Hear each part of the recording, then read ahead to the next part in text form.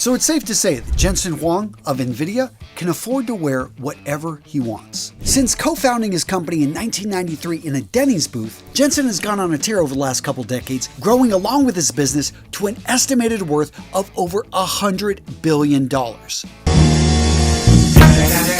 Yet if we go back and look at the style choices of the Nvidia CEO, it seems that he loves to wear the same thing again and again and again.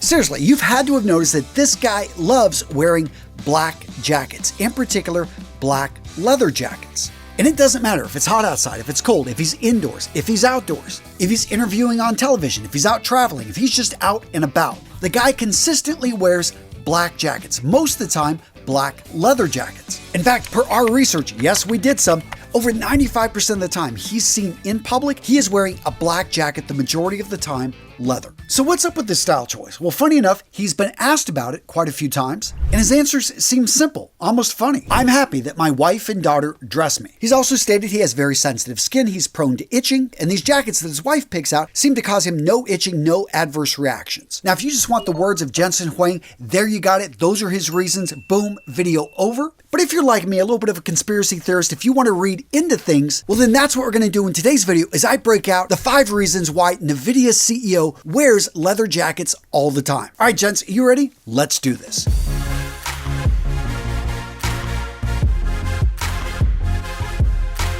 So this first reason is perhaps the weakest, but I'd like to think unconsciously, even if his wife chose his clothing, she did this because she wanted her husband to look better. She wanted him to look stronger, more masculine. She wanted to put on him a suit of armor so that when he left for work, he went into meetings, he would have clothing that would send a message. He is strong, he's prepared, he is somebody that you don't want to mess with. Well, guess what? That's exactly what the material of leather says about a man when he wears it. Seriously, they've done research on this. Of all the materials out there, from wools to cotton to linen, when it comes to clothing and the materials we use, nothing is considered more masculine, more manly, more strong than leather. And that makes a lot of sense when you think about it. Leather is the skin of animals, and a man to be able to wear this had to show, historically speaking, that he was able to hunt, that he was able to kill. And no, I'm not implying that Mr. Huang went out there and hunted or killed something or, wore the skin of his enemies. Although if he did, I have to say, even in Silicon Valley, that would probably intimidate people.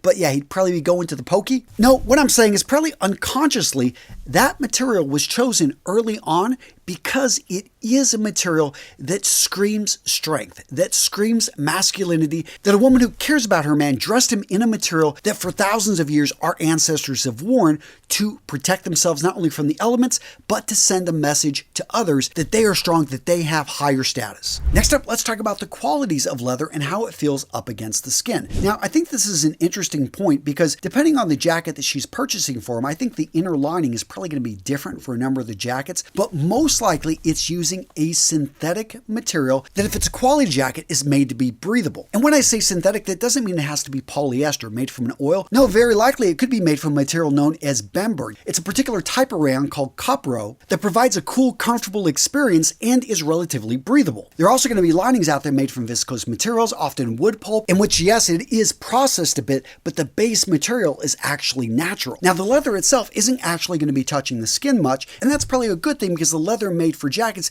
is usually made to be weather resistant, meaning rain and water resistant. And when flush up against the skin, as anyone can tell you that's worn leather pants, any Kiss fans out there, yeah, that stuff can get hot, it can get uncomfortable. And personally, that's where I feel where he says, he wears it because it doesn't cause any type of reaction. Well, most clothing out there is actually hypoallergenic, meaning that it's made in a way not to cause reactions, because think about it, if it caused reactions, then customers would complain, sales would go down. And in case you're wondering, the most common culprits are often going to be natural animal materials, such as untreated wool and other hairs that could actually have barbs on the yarns, and when rubbing against the skin can cause a little bit of irritation. Now, this next reason of why Nvidia's CEO decided to wear a leather jacket, I'm hoping this was a reason. I doubt it, but I'd like to think that he wanted to establish himself out as a rebel. When we think of movies like Rebel Without a Cause, Any type of biker movie or show, we look at outlaws, things like that. What do we think? We see a man riding a motorcycle and, of course, wearing that leather jacket. And a lot of the jackets that Jensen has chosen, they seem to be of the motorcycle variety. They've often got contrasting hardware on them that stands out. And I know as an entrepreneur and creator myself, sometimes you feel that the world is against you. You got this idea, you see a vision, and other people are telling you it's wrong. You feel like a rebel. You feel like a guy out there that's fighting the man, that's fighting society, that's off on your own. And so, yeah, I'd like to think that he chose this jacket, this piece, because for him, it was that suit of armor that he put on, a constant reminder that he is going to be the anomaly. He's going to be the one in a million that strikes it rich, and in this case, he did. Now, this next reason, I don't think Jensen Huang is ever going to admit this, but I think he was heavily influenced by the style of Steve Jobs. Now, believe it or not, it's been well over a decade since Steve Jobs passed away, but his impact on technology, his impact on Silicon Valley continues with his company, Apple. And what do we remember about Steve Jobs? Well, most people, of course, are still using his iPhone, but when you think about his presentations, you think about him getting up on stage, you think about Steve wearing his turtleneck, his jeans, and his New Balance running shoes. I mean, seriously, this was the uniform that he crafted that other people would continue to copy, that we've seen pop up multiple times in media. If you want someone to think that you are Steve Jobs, or at least trying to look like him, then wear a turtleneck, dark colored, with jeans, with those New Balance. You are going to get comments still to this day. And seeing that, knowing that his image, his presentation went far beyond Silicon Valley, had an impact on the world, and that people that didn't even know Steve's name or the roles that he played in his own company, they at least knew what this guy looked like and the impact that he was having on the world. So yeah, I think Jensen's a smart guy. He saw the importance of presentation, of a uniform, of a look, and being consistent, and therefore he adopted his own. And that takes me to our next point, branding. Jensen Huang understands that he is a brand. As the CEO, as the frontrunner, as a public individual, as one of the richest men in the world,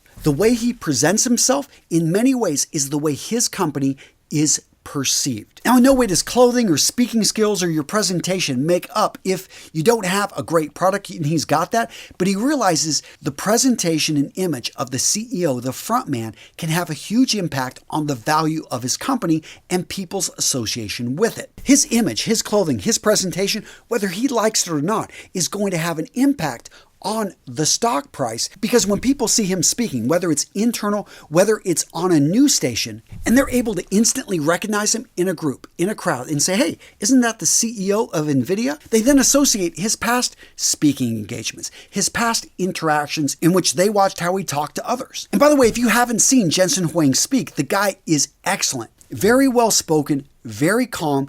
He answers questions, but he frames them in a way that people can understand complex ideas. His image, the way he speaks, he's smart. He understands that this is part of the value of his company, the trust that people have. Because let's face it, when we like somebody, when we like their company, we give them a halo effect. They get a free pass.